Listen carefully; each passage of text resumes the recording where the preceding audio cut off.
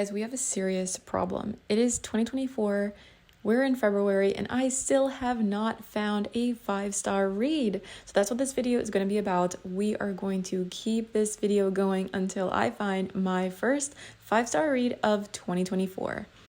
I have with me a stack of books that I've been wanting to read. We're gonna use this video to get through them. After I finish reading a book, I'm gonna give it my rating, put it on my whiteboard, and hopefully one of these will be a 5-star read. Also, hopefully this video does not take a really long time because we have other things to do with our lives. There's no time like the present, so let's go ahead and get started. Contestants for today's video are the following: Emily Wilde's Map of the Otherlands, which is a cozy adult fantasy; The Housemaids Secret, a psychological thriller; Flatshare, which is a rom-com; and 1,000 Heartbeats, which I'm pretty sure is a young adult romance slash dystopian fantasy.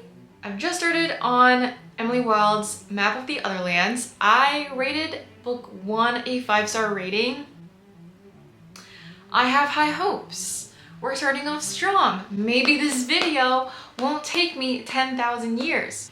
It is to be determined, but I just made myself a cup of coffee, so let's get started. I have my book, my coffee, and my highlighter. In case I want to highlight anything, we're ready to go.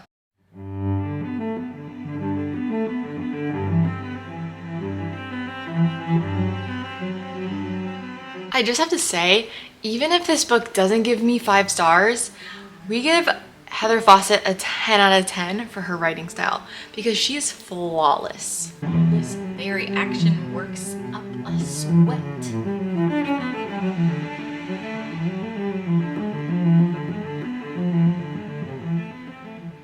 Update on Emily Wilde. We are about 3/4 of the way through and it's good. Is it as good as book 1? No. And I can't really go into the details of what I'm reading because it would give away stuff that happened in book 1. But it's good, it's funny, it's witty, the banter is still there, it's cute, it's cozy, the stakes are still low, so it's a cozy fantasy. And I'm having a good time, I'm enjoying it. It's just not, I don't know, unless something crazy happens, I don't know if this is going to be a 5-star read. We'll see, but we're almost done with it. I'm gonna go for a run, come back, and then finish the book tonight. And I'll give you my thoughts. Book 1 done. What to say of Emily Wilde's Map of the Otherlands by Heather Fawcett? Was it better than book 1? No. Was it still exactly what I was expecting it to be? Yes, and that was cozy, very, very cozy, atmospheric, lyrical writing.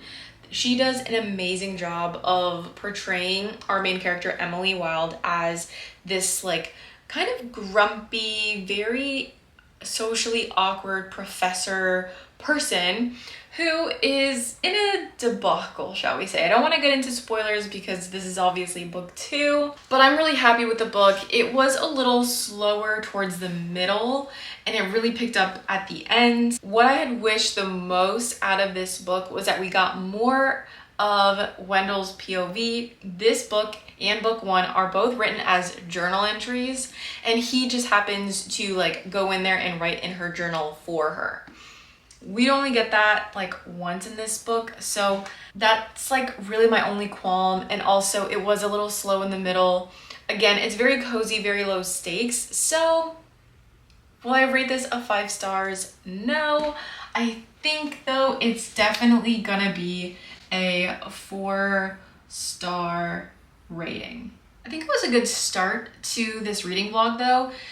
It just made me feel really good, very like homey. It's a great winter read as well. And of these other 3 books I have that I want to read and see if I can get a 5-star out of them, I really just want something palate cleansing. Or I feel like Heather Fawcett's writing style is very mature, it's very academic, and the literature is a little more advanced. And I really just want something to kind of steam through, fly through. So we're going to do the Flatshare by Beth O'Leary. Why I'm really excited about the Flatshare is I recently discovered Beth O'Leary.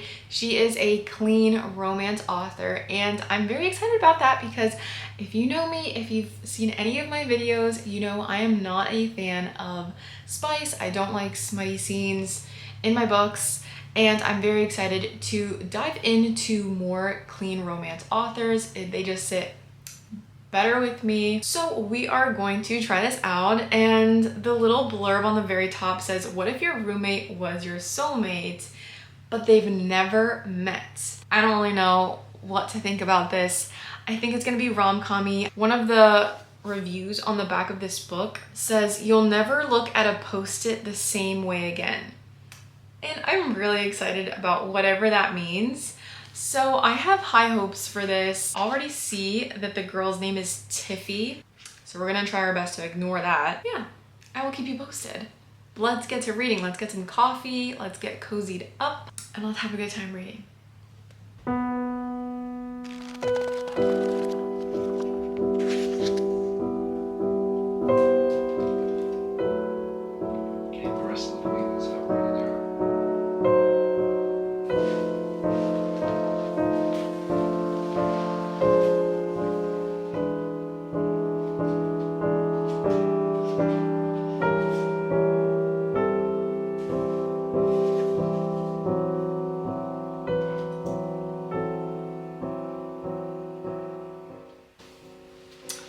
Something I'm noticing with this book, and I don't know if it's throwing me off or if it's turning me off from this book, but we're gonna keep trucking through. It's very British. Hear me out, hear me out. I don't understand some of the lingo, and that's a me problem. I know, this is a thing I know. I'm just having, it's taking me a little bit of time to digest like the beginning because I'm trying to understand their way of talking, and some of the things that they say aren't what we say here in the US, like nicknames for things. Also, the writing style is very short, very abrupt, and very dry. We have two points of view in this book, Tiffy and Leon, and they're flatmates. So we have Leon's apartment, and he's a night shift worker at like this hospice place, and Tiffy is leaving her boyfriend, and so she needs a place to stay, just for a place to like get out from this guy. I don't know what the ex's deal is, but she's looking for a place that's like really cheap, and he's offering to sublet during the daytime because he works nights. So he works nights so she can sleep during the nighttime, and then when she goes to work in the morning, he goes home and sleeps. So they share a bed, but they're not sharing it at the same time. Right? So technically they never have to see each other. So how they communicate is it's going to be through post-its. I've already seen a couple of messages, and they're kind of funny. It's kind of weird. Yeah, but that's just something I wanted to note, was the language, the humor. It's just very British.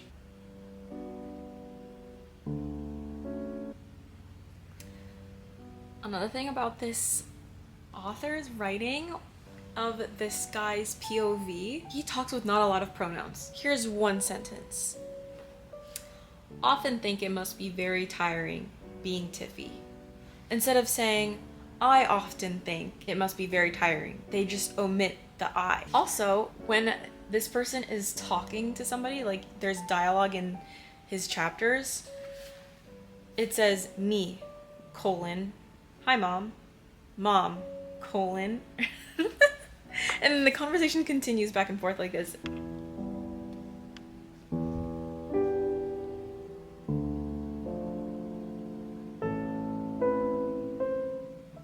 Okay, this book is pretty good. Not gonna lie. It's pretty good. Will this be a short video? Will I have found my 5-star read? Only on book 2? Oh my gosh.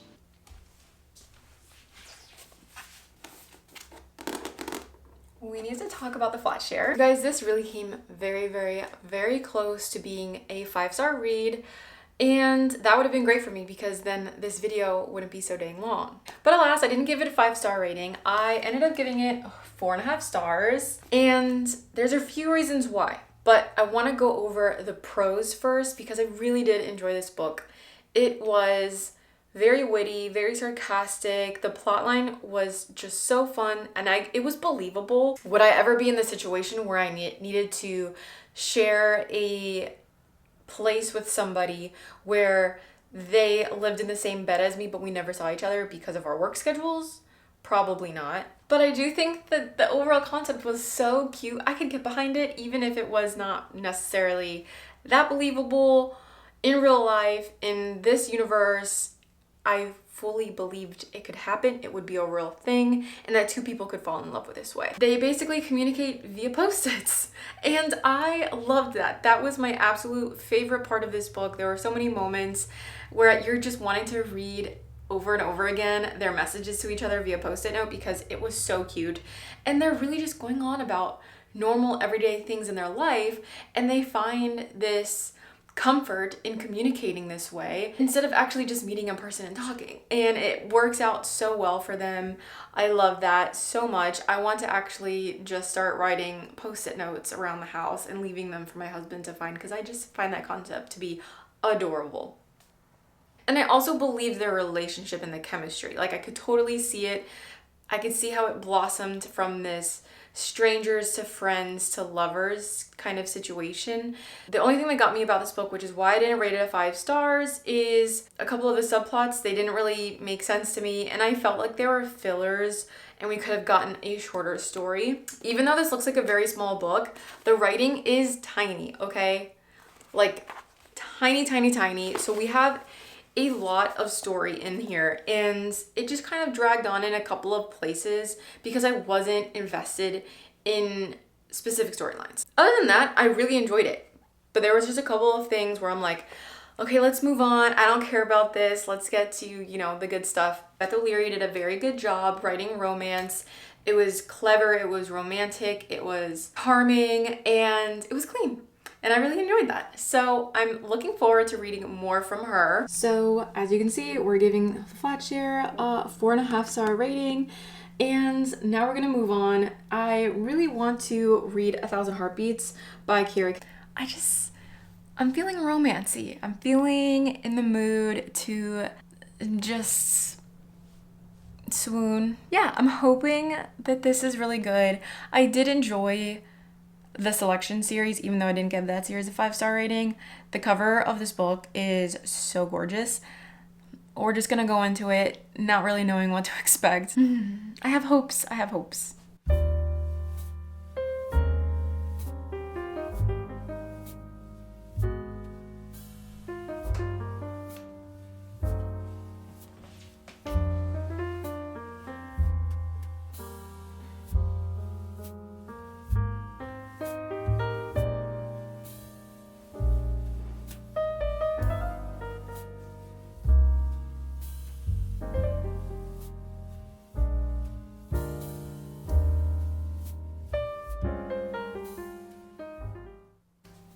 One thing I'm noticing about this book that is just kind of throwing me off a little bit with the other books that I've read so far is definitely the writing style. This is YA through and through. I'm having a harder time falling into step and keeping up with the pace of this writing.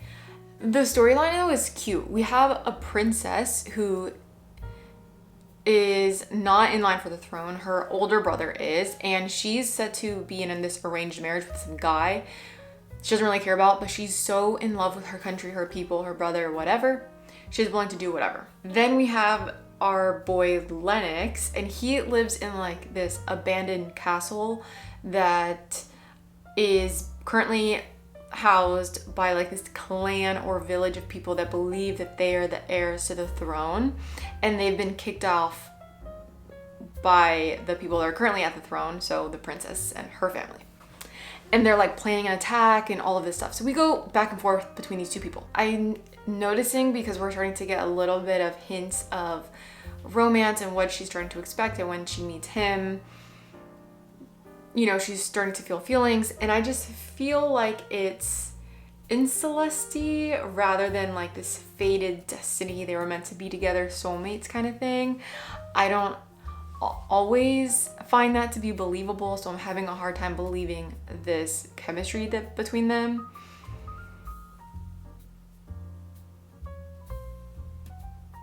Okay, now it's giving Romeo and Juliet, star-crossed lovers. It kind of reminds me of Once Upon a Broken Heart, except both of them are accepting that things can never be. I have a theory. Have a theory of who the villain is. Something seems like it's too good to be true. Something is, it's just pointing in this direction, and it's a little obvious. But again, I'm trying to judge it differently because this is not adult fantasy. This is not adult romance. This is YA to the T. So I can't judge it in the same way I would judge a book like The Flatshare or Map of the Otherlands. I just can't. That said, I don't know if it's gonna be annoying if I'm right because it was so easy to figure out, or if I'm wrong. I don't know how I'm going to be wrong. I don't know. But that's my thought process right now.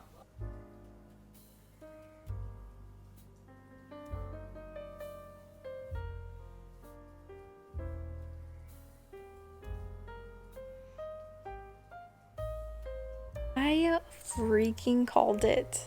I knew it, man. I knew it. Frustrating, but also satisfying at the same time. We got a long reading day ahead of us, so we need to fill up on some water. I'm 91% of the way through. Page 516. Out of what? 46 minutes left in the book. So I think that's what we're gonna do this morning. We're gonna finish this book. I'll give my thoughts, and hopefully I won't have to start on the next book because this will be a 5-star read. Who knows? I'm getting the impression this video will actually be the length of my life. Finished reading 1,000 Heartbeats by Kara Cass, and it was actually very cute. Was it a little predictable? Yes. Is it extremely YA? Also yes. But I knew that going into it, and I have to look at this book in a completely different lens than I do with Emily Wilde's and The Flatshare, because those two are in the adult category. This is so YA, so you have to look at it differently, because otherwise you'd probably rate it like a 1 star, and you just can't with something like this because it's going to be completely, it's different in the writing style because it's for a different audience. The villain, like, you kind of know who the villains are. It's very obvious, and the surprise you get at the end is a little anticlimactic because I just expected it. That being said, I still really enjoyed this book. It was cute. There were some moments that you just get a little sappy reading it because it's just adorable. It's like two teenagers in love. It really also reminded me of Romeo and Juliet and the whole star-crossed lovers kind of thing, like can't be together, two families kind of thing. It's not meant to be. And it was entertaining. Like, yeah, it was entertaining. Will I rate this 5 stars though? No. The reason why is because I've read 5-star young adult books in my time, and this, unfortunately, is just not one of them. This one was a little open-ended, and there were gaps that, I had questions with certain things.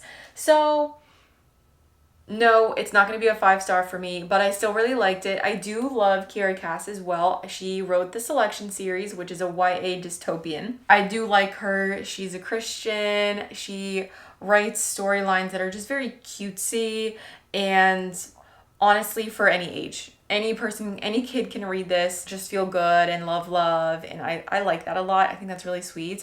I'm gonna give it a 4. just purely off of entertainment purposes and what it does as a reader. Like, it does make you feel good. It makes you feel happy. It's an easy, like, once upon a time kind of story. So that's what we're gonna do. We're gonna give it another 4 stars. Honestly though, I could knock it down half a point for the writing style, maybe. Yeah, so let's give it, just to be fair to the other two, because the other 2 books are judged a little harsher. So we're gonna give this one a 3.5.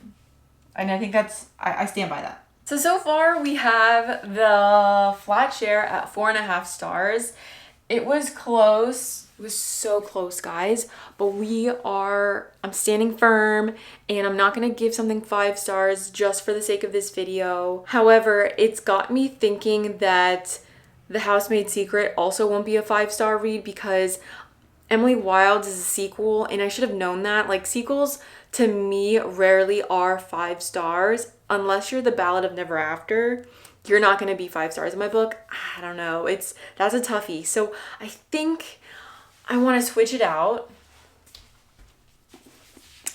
I have Warbreaker by Brandon Sanderson. I've had this for a long time.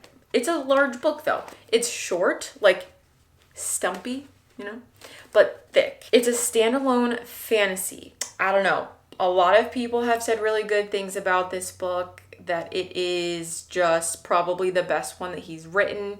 I read The Way of Kings. It was good. I read Tress of the Emerald Sea. That one was really good. So I feel like I want to give this one a try for this video. If it doesn't work, it doesn't work. It is really long. I don't really know what to expect. I'm going to go for my run. Maybe I can find it on Audible. I don't know. But yeah, I think we're going to try this one. It is 652 pages. 652 pages. It's very long. This is the longest one in my video so far. We're going to give it a shot. Wish me luck. I don't know.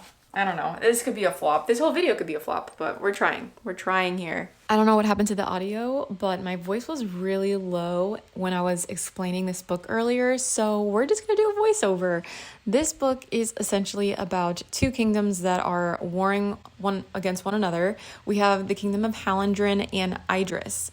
Hallandren is like the motherland kingdom, and then Idris is like this runaway kingdom with the king and queen. Basically, they signed a treaty 20 years ago to marry off their daughter to the god king of Hallandren. And that's kind of where our story takes place. We also have this really interesting magic system called biochroma, where essentially you can grab power from the colors around you, and you use that power, which is called breath, to basically turn inanimate objects to life. That's kind of where the story goes, and we have a bunch of fun little characters within this book. We have princesses, we have gods, we have some sort of revelry going on and a conspiracy. Even though they all have different functions and they come from different places, different backgrounds, how they're all interconnected and intertwined is super fascinating to me, and I'm really enjoying this book so far.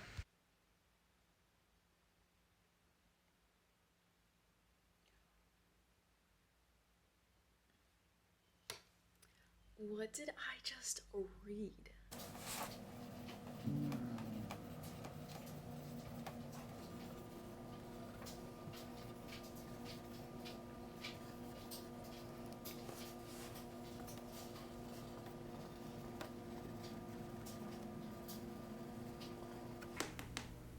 You guys, I'm shocked to the core, okay? We finally found our 5-star read. And first 5-star read of 2024, might I add. That is Brandon Sanderson's Warbreaker standalone fantasy. Oh my goodness, you guys, we have had this on our bookshelf for over a year. Maybe even 2 years? I've had it for a long time, have not even thought of picking it up until this video. Also, I found my spatula, mini spatula. She, let's be honest, she's not cute. She is probably one of the more uglier book covers I have in my possession. She's chunky, she's short. She is just not appetizing. I don't gravitate toward her. I don't blame myself for looking past her on the shelf, because really this tells me nothing. This book cover tells me nothing about the story. And I just decided to give it a try instead of the Housemaids Secret because it's a standalone fantasy. It's one and done. So we have an entire book plotline, fantasy plotline in just one book instead of like a series. And where this book failed, The Housemaids Secret, I didn't read it, but I didn't want to put it in this video because it's a thriller sequel. I'm already really skeptical about that. So I went in with this one and I'm so glad I did. I cannot believe it took me 28 years of being on God's green earth to discover this book. It was phenomenal. I was raving to John about this. Every time I was reading this, I had to stop and tell him about where I was in the plot because it was just so good. I love the characters. We have, like I mentioned earlier, we have like a band of people. We go back and forth. We figure out how they're all connected in this kingdom and in this world with this magic system.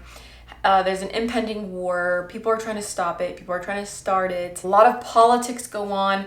We do get a little tiny bit of like a romantic subplot with two people. Again, this is not a romantic fantasy book, okay? This is not romantasy. If that's what you think it could be, it's really not. It's mostly about, like 99% of this is just straight up fantasy and the politics behind this world. But because you get character depth and you get growth in understanding and prejudices and things that are pushed to the side and discovering who people really are, you're gonna get relationships forming, and that's what we get with a certain character or characters in this book. And I love that. It was so fleshed out, so well done. It was funny. Brandon Sanderson just has my ideal sense of humor. I feel like we'd be great friends. And what else can I say about this book that would like convince you to pick it up? Honestly, just know that you're gonna get an entirely well put together, very thought out fantasy world in this book. There's a beginning, there's a middle, there's an end, and everything ties up really nicely and everything makes sense. That's like my biggest thing right now with some fantasies that I've been reading that are popular on Book Talk and BookTube is people are just rushing through books. And I don't know if it's because of the author or their publishing company, their editor, or the deadlines that they have to meet. But when this book was written, it was thought out. It was mapped out.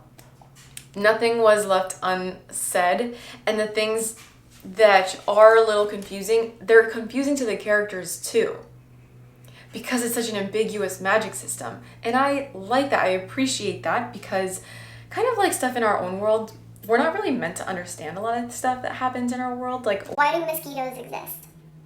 You know? I don't know. That's a question for God, but I digress. This is my 5-star book in this video, and I'm so excited. I'm so excited we got here. This took a long time, okay? We have been doing this for weeks. So very happy to be done with this video. And I hope this video has kind of given you a little insight into some of these books. If you want to read them or not, let me know what you think about them. If it's something that you've read, what are your thoughts? Have I convinced you to pick this up? I hope I did. Hope I did a pretty good job on it.